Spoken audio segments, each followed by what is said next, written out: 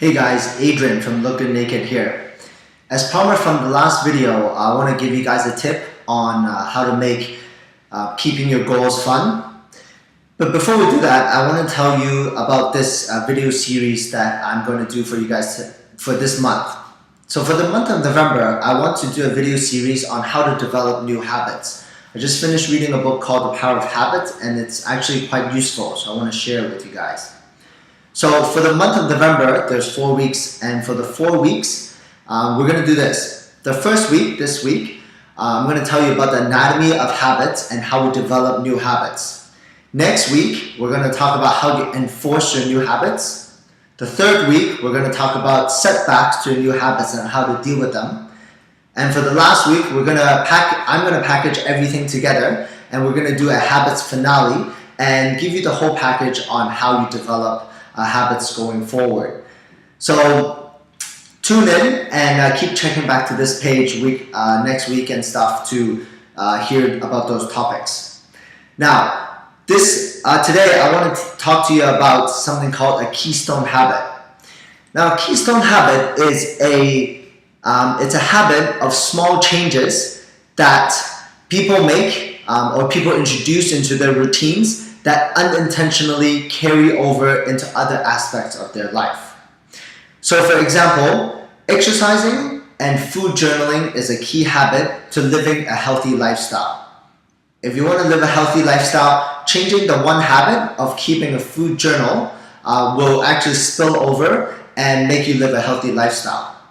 If you do want to keep a food journal, one of my good friends, Monica, is using myfitnesspal.com. So myfitnesspal.com.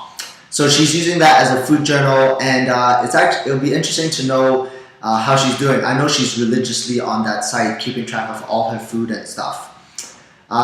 So other examples of Keystone Habits, it's like if you want to lose weight, I told you about the food journal and exercising.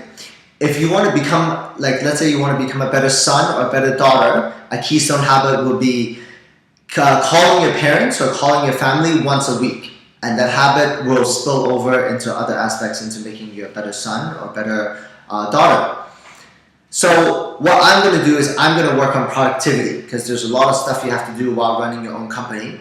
And my Keystone Habit is going to be waking up early.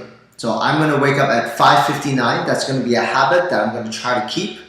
I've been trying to do it for the past 2 weeks. Someday I'm successful, someday I'm not so successful, and I wake up a little bit later. But let's see what happens. I'm going to keep you posted on how that goes.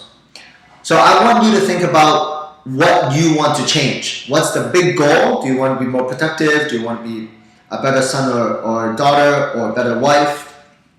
And think about what Keystone Habit, what Keystone Habit do you have to change?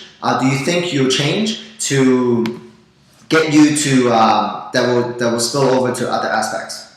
All right, so that tip that I promised you. This came from Lewis, another one of my good friends. He actually gave me this tip, and it's this website called joesgoals.com. So JOESGOALS.com. And what it does is it gives you this little matrix, and you can input your own goals, and then you get to put on a little check mark if you achieve your goal for that day.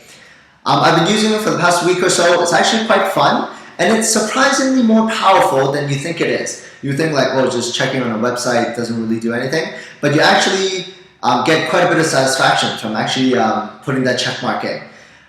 Put it on, try it, and post down in the comments to let me know whether it's working for you or not. But until next time, keep checking back on this website for our next video, and I will talk to you later.